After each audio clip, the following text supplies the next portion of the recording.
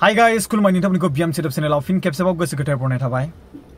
बयखौबो आं रायजो राजाफोरखौ बे भिडिअखौ जोबजासिम नायलांजानो लुबैयो आङो गोसो गोथारै। फार्स्ट अफ अल नोंथांमोना बे भिडिअखौ नायग्रो दै। आं बिराद बे बाथ्राखौ खोनानानै गोबां लाजिनायबो मोनदों आरो बिनि गेजेराव आंबो भिडिअ बानायग्रा हिसाबै भिडिअखौथ' बानायखानांगोन नालाय बेखौ नायबानो जाबाय। आंखौ लिंहरनो हायामोन नामा? बारे बारे इ बाथ्राखौ होनबाय थादों मात्र बेयाव प्रान्जलल'सो दं। प्रान्जला जोंनि थाखाय इबो मिथिया इनि जिनो जोंखौ एबेक्सन जादों ना खाथियाव थानायखाय फैदों जेरैबायसा फंबाया फैनानै इयाव दंफैयो। फंबाय मुवाबो सान हर इसोरबो फैदों मानो होनबा खस्थ' जादों। बे फंबाया जोंखौ बारे बारे कुइसन खालामनानै सोंबाय थादों दि आंखौ लिंहरनो हायामोन नामा? जों न' सेफाय जानानै इखौ मा सेलिब्रिटि नामा इखौ जों फन खालायना लिंहरगोन दि जों दि मा जानानै दं इखौ मानो नायाखै इयो? खनसे होननांगौमोन इयो मानो होनाखै? बेमान बारे बारे कुइसन खालायबाय थादों इयो जोंखौ आंखौ लिंहरनो हायामोन नामा? आंखौ लिंहरनो हायामोन नामा? माने इनि मिनिङा मा जोंनो बुजाय। बेखौ जुदि जों गय फाथै लानानैबाबो लिंहरनांगौ लिंहरसिगोन होनबालाय जों न' गैयाबाबो बेखौ गय फाथै लानानै लिंहरगोन आर'नाइ गान होनानै। बारा जाबाय दानेबा let's call to anything MJ.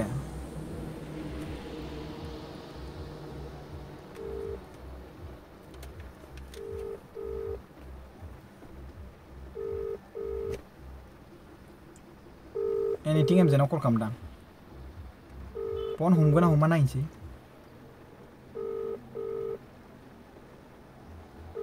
Phone हमनाय नङा बियो जानांगौ। बेनावसो बे भिडिअआ आपल'ड जादों नालाय दा बिसोरबा मा साननानै मा बुजिनानै बुंदों बेखौथ' आं बुंनो थांला। बुजिला आङो जेनेबा जे आं बबे मोनसे भिडिअ बुंखो जेनेबा आं सेलेब्रिटि आं कुइसन खालामखो बहा आंखौ लिंहरनो हायामोन नामा होननानै आं बबे जायगायावहाय कुइसन खालामना बुंखो? आं बुंदों मानसि पाब्लिकफ्रा कमेन्ट खालामदोंमोन बेयावहाय भिडिअ क्रिएटरफ्रा बुंदोंमोन बेयावहाय। दा जायनि जाहोनाव आं बुंदोंमोन आं एड्रेसखौ मोनथियाखैमोन आंनो खोन्थाहराखैमोन बिनिखायनो आं थांनाय जाथ'वाखैमोन। आं बिदिसो बुंदों कि आंखौ लिंहरनो हायामोन नामा? आं माब्लाबो बे बाथ्राखौ बुङाखै। नाथाय बे भिडिअ क्रिएटर खालामनाया बे भिडिअ आपल'ड खालामनाया बेयावहाय जे मा बिथाङा जे बे मानसिखौ बुजायनानै गावनि माने भिडिअआवहाय बेबायदि आपल'ड खालामनो थाखाय बेबायदि मादैखौ इउज खालामदों आं बेखौ मिथिया। मादैया मोनथियानो दां मा जादों घटनाया। आं बाथ्राखौ बिदि बुङोब्ला आं नैबे बाथ्राखौ माने बुजायनो सानो जे आं बे बाथ्राखौ माब्लाबा बुङाखै जे आंखौ लिंहरनो हायामोन नामा होनना आं माब्लाबाबो सोङाखै। बेवहाय बिथाङा बुंदों कि बारे माने आं बुंदोंनो जेनेबा आंखौ लिंहरनो हायामोन नामा होननानै आं माब्लाबा बे बाथ्राखौ बुङाखै। जेनेबा बे जायगायाव जे जाथाय जादों बे बाथ्राखौ आं सिगां 2 फेब्रुवारियावनो आं मिथिदोंमोन आरो आं बे समावनो भिडिअखौ बानायना होदों दै मादै। आरो एनिथिं एमजे आं बेखौ बुंखाबाय नोंथाङा जे भिडिअआवहाय बेबायदि इनडाइरेक्टलि नों बुङा जेबो आं मिथिखागौ नोंथाङा जे इनडाइरेक्टलि मालायखौ बुंहोनानै बा माबा मोनसे खालामो आं मिथिगौ जेबो नङा। आङो नोंखौ ओंखायनो माने रायलायनो थाखाय आङो कल खालामनाय जादोंमोन नाथाय नोङो फनखौ हमाखै जानांगौ बिजिबो जानांगौ आं बेखौ मिथिला खिन्थु नुनानैबो थादों नामा आं बेखौ मिथिया दे। खिन्थु आङो बेवहाय आं बुङाखै जे आंखौ गय फाथै होनानै लेंहर मा बिराद बारा जाबाय। खिन्थु बेवहाय एनिथिं एमजेआ बेखौ बुजायनांगौमोन खोन्थानांगौमोन बेबायदि बाथ्रा बुङाखै होननानै। बे जुदि इसेबां बुजिग्रामोनब्ला आं बे बाथ्राखौ बुंदों। खोथाया मा जाथायाव थांदों बेखौ बाथ्राखौ रावबो बुजियासै। बे बाथ्राया मायाव थांदों मा जालांदों बे बाथ्राखौ बुङासै। डिफेन्सारखौ दै लोंनायनि दै दाम बिनायखौसो बाथ्राखौ बुंदोंमोन बेवहाय जे माबोरैहाय बेखौ खालामनाय जागोन एसे बेयावहाय दै लोंनायनि उसुबिदा बेखौ जों ओरैबायदि खालामनांगोन मानांगोन। स' नोंथांमोना जे दै लोंदों बे दैनि प्राइस बेखौ नोंथाङा माबोरै मा खालामगोन बेबायदि बाथ्रा बुंनायावसो एसे लाजिनाय माबा फैदों बेवहाय। दा बे मादैया बुंदों बेवहाय माने सेलेब्रिटि नामा आं मालाबाबो बेबायदि बाथ्रा बुङाखै। आङो सिरि आं खामानि मावलांगासिनोसो दङ। आंखौ सोरबासो एग्रांबाय थादोंमोन खिन्थु आं जेब्ला आबसुनि जाय बेसेबां समनिफ्रायनो बै सुबुंफ्रा जोनोमानो जायाखैमोन जेब्ला एबसुआ जोनोम जादोंमोन मिथिबायना। एबसुआ जेब्ला जोनोम जादोंमोन अब्ला बै सुबुंफ्रा जोनोमानो जायाखैमोन। एबसुआ बेसेबां समनिफ्राय मदद होगासिनो दङ हा एबसुआ बेसेबां समनिफ्राय मदद होदों एबसुआ बेसेबां समनिफ्राय मदद होदों दे एनालाइज खालाम थांनानै नायफिन। आं बे बाथ्राखौ बुंगोन आरो ना। दा आङो एनिथिं एमजेनाव खेबसे कल खालामहरबावगोन जेनेबा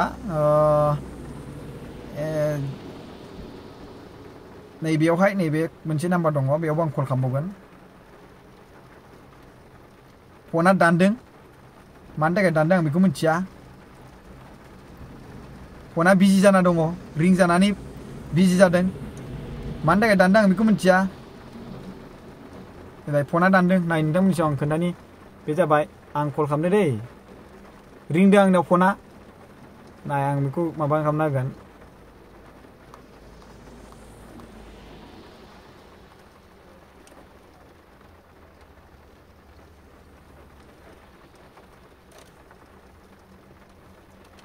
नाय दानदों नाय आरो खेबसे कल खालामबावगोन आं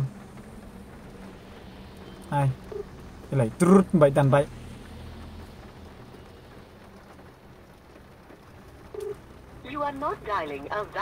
एभेलिड नाम्बार जाफैबाय इदि माने बेजोंनो रायलायबाय थाखायोमोन आं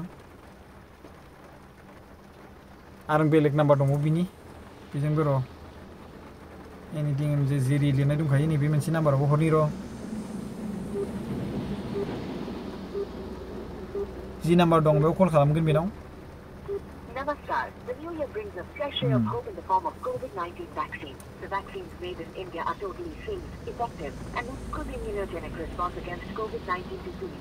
So trust the vaccines made in India. Do take the vaccine. बे मादैखौ बोरैहाय बाहायदों आं मिथिला आरोना बेखौ माबोरै बुंनो होदों मादैया एसे थांनानै एनालाइज खालामहैथां सोरबा सासे मानसिनिफ्राय मदद लुबैदोंब्ला बेखौ बे फैनाय समावहाय बेखौ रेसपेक्ट खालामनानै रायलायनाया बे जोंनि दायथ' आलासिजों नाथाय बे दैनि दाम बिफिनलायनाया माने बिराद माने आरो बिनि गेजेराव बिथांमोनहा मादैया बेखौ बुजियाखै बिथांमोनहा जे भिडिअ बानायनाय एबसुनि जि मदद खालामनाय बेनि सायाव भिडिअखौनो होआखैमोन जेब्ला आं बुंदों बिनि उनावसो बिथांमोनहा होदों आरो सासेया इभेन होबावाखैनो आं बेवहाय रावजोंबो माबा बुङाखै सासे गिदिर मानसिखौ रेसपेक्ट जों खालामाबा सोर खालामगोन आं बे बाथ्राखौल' बुंदों आरो बिथांमोनहा भिडिअ खालामनायनि सिगांनो आं बै समावनो बानायखादों मादैया नोंथाङा नायगोन ना नायाखै आं बेखौ मिथिया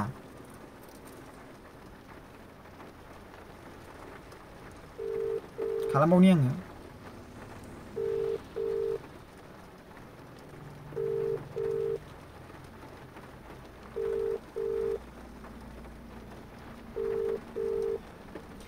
एनिवे आं थांगासिनो दङ आङो सासे मानसि एड्रेस खोन्थाहरग्रा थाखाबायानो हमाखै मोनथाम नाम्बारावबो डायल खालामबाय आं अके जाय नाम्बाराव वाट्सएप बेवहाय होनोसैलाय वाट्सएपआव थांनि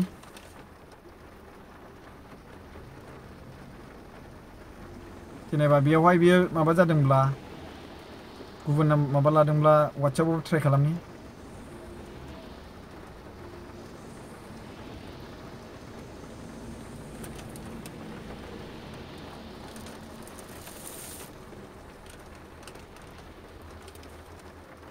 रिंदों नायदो नाय रिंदों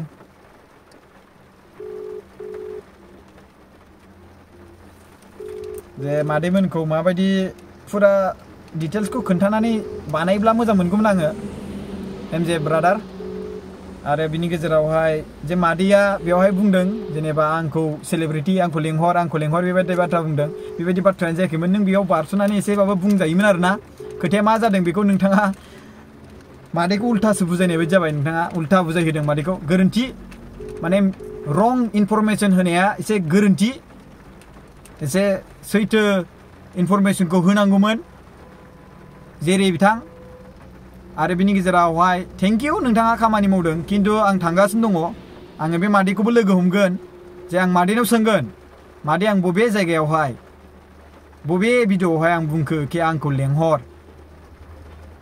आंखौ लेंहरनांगौमोन आं माब्ला बुंखो आं माब्ला बबे भिडिअआव बुंखो आं बेखौ खोनासंनो लुबैदों आं जास्ट पाब्लिकआ कमेन्ट होनायखौसो आं रिप्लाइ होदों आं नोंसिनि बाथ्राखौ जेबोखौनो बुङाखै आं मादै आरो बे मादैया माने नैबे जेरि बिथाङा जे मदद खालामहैदों बेबादि बाथ्रा बुंनायखौ नोंथाङा बिनि जि बाथ्रा बुंदों ओरै थोरै बुंदों खुगाजों बुंनायखौ लानानै बुंखो ना भिडिअखौ नायनानै बुंखो आं बेखौ मिथिला खिन्थु आं गाबोन थांनानै फेस टु फेस आं जेरिखौ लेंहरो जेरि नोंथाङा बे भिडिअखौ नुदोंबा गाबोन फुङाव फै 10टा 9टासोआवहाय आं थांगासिनो दङ बेवहाय रायलायलायनाय जागोन आं नोंखौ खुलुमनानै लेंहरो रिक्वेस्ट खालामो जे आं बबे खनायावहाय आं बबे मोनसे भिडिअआवहाय बुंखो जे आंखौ आं सेलिब्रिटि आरो आं बबे खनायाव आं भिडिअ सोंखो नङा होमबा आंखौ लेंहरनांगौमोन आं माबा नांगौ होननानै नायदो नोंथांमोना फिन खेबसेबाव नायबाव नायदो फंबाय मुआबो सान हरिसेबो फैदो मानो होनबा खस्थ' जादों बे फंबाया जोंखौ बारे बारे कुइसन खालामदोंनो आङो लिंहरनो हायामोन नामा आंखौ लेंहरनो हायामोन नामा होननानै आङो रायजो राजाफोर पाब्लिकफोर जोंनि बुहुमनि जेसेबां खना खनलायाव थानाय सुबुंफोर आं बबे भिडिअआवहाय बुंखो आंखौ लेंहरनो हायामोन नामा होननानै आं माब्रै बुंगोन आं थांबानि कि बेयाव सल्भ जागोन नामा प्रब्लेमा